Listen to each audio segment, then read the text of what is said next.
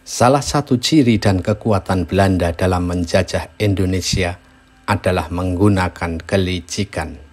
Tapi di zaman Sultan Agung Hanyokrokusumo berkuasa di Mataram Islam pada tahun 1613 sampai 1645, justru Belanda sering diliciki.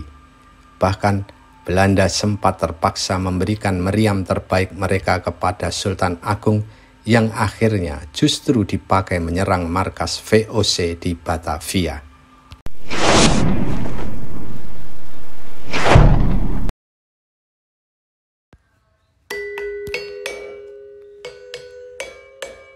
Segera setelah Belanda membentuk kongsi dagang VOC atau Verenigde Oost-Indische Compagnie pada 20 Maret 1602, mereka langsung merintis perdagangan di Indonesia.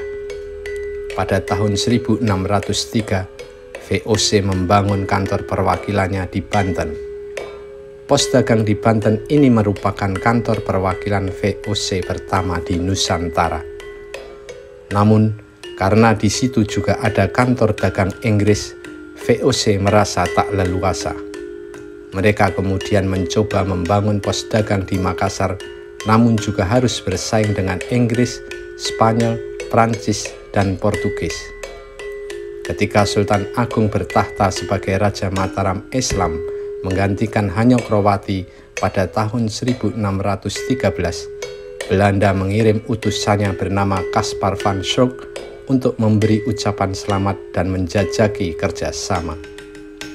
Di luar dugaan, Sultan Agung memberi izin Belanda untuk membangun loji di Jepara yang masuk kekuasaan Mataram.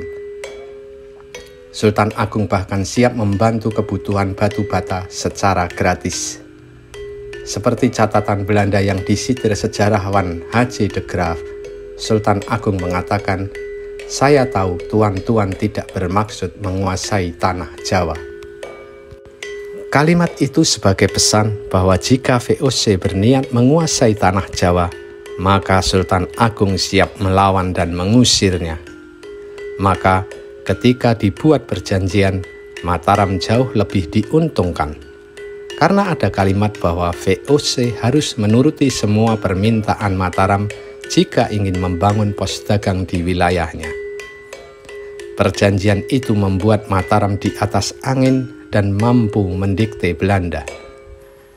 Ketika VOC akan membangun loji, Mataram yang tadinya berjanji akan memberi batu bata gratis, tiba-tiba meminta bayaran dengan harga 6.000 picis per 100 buah batu bata.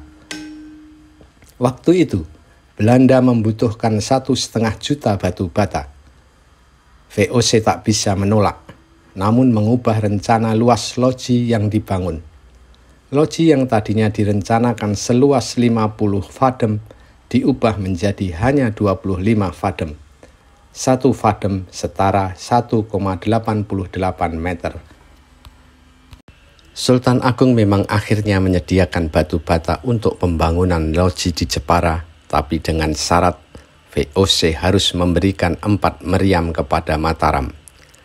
Belanda kemudian memberikan 1 meriam sebagai angsuran pertama, tapi Mataram minta 2 meriam. VOC tak bisa menolak dan terpaksa menyerahkan 2 meriam sebagai angsuran pertama beserta perlengkapannya. Sebelumnya, Belanda tak pernah memberikan meriam berkualitas itu kepada penguasa manapun.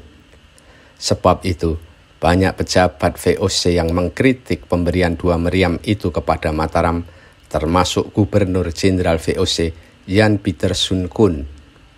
Bahkan, kemudian Mataram meminta 2 meriam lagi dan itu mau tidak mau langsung dipenuhi. Meriam sudah diberikan, Mataram kembali meliciki Belanda. Sultan Agung enggan memenuhi janjinya memberikan 800.000 batu bata, tapi hanya memberikan 20.000 batu bata. Sehingga bangunan loji Belanda di Jepara itu pun kualitasnya tak bisa sesuai dengan rencana mereka. Meski punya pos dagang di Jepara, Belanda tak bisa seenaknya. Bahkan pada 8 Agustus 1618, pejabat Belanda di Jepara Balthasar van Endhoven dan Cornelis van Maaseik ditahan Gubernur Jepara atas perintah Sultan Agung. Tak hanya itu, loji Belanda di Jepara diserang hingga 3 kompeni tewas. Ini dilakukan Sultan Agung karena Belanda merampok kapal-kapal Jepara. Gubernur Jenderal Jan Pieter Zoon Koen meminta maaf atas perampokan-perampokan dan membantah bahwa perampokan itu dilakukan kapal Inggris. Jan Pieter Zoon juga berjanji akan menghukum pejabatnya yang melakukan pelanggaran di Mataram dan akan memberikan ganti rugi.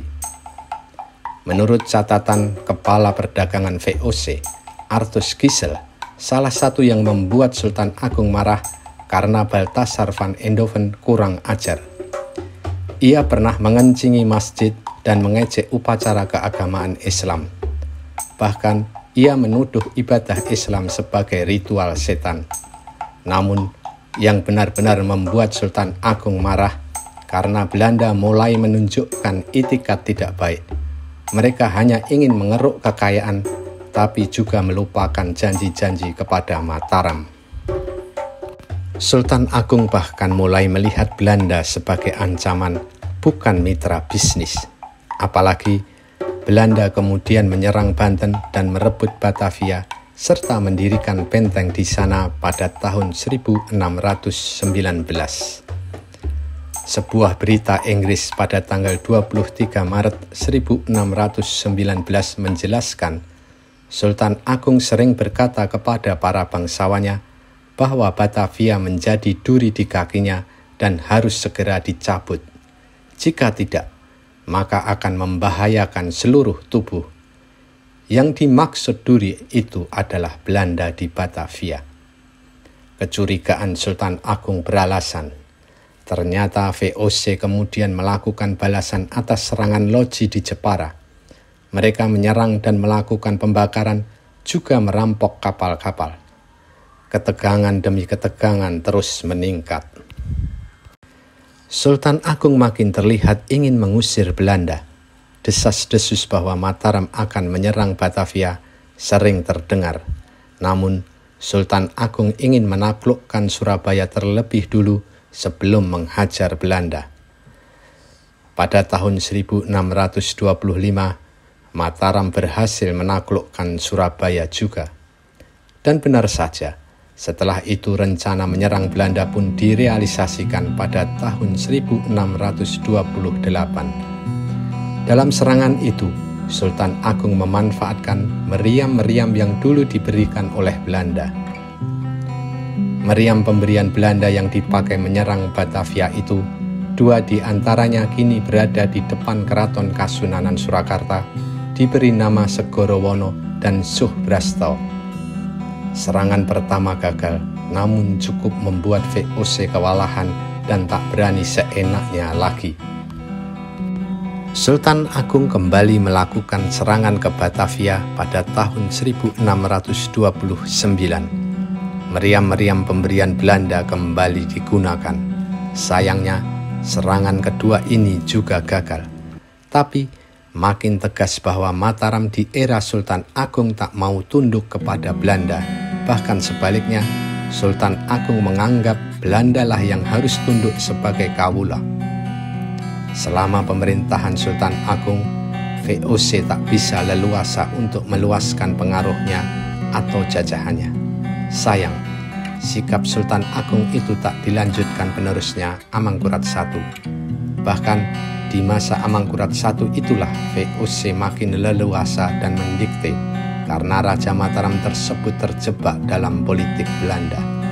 Bahkan Amangkurat I meminta bantuan Belanda ketika ingin bertahta dan menyingkirkan adiknya Pangeran Alit yang sebenarnya sejak lama digadang-gadang sebagai putra mahkota. Sehingga Amangkurat I hutang budi dan cenderung akomodatif kepada Belanda.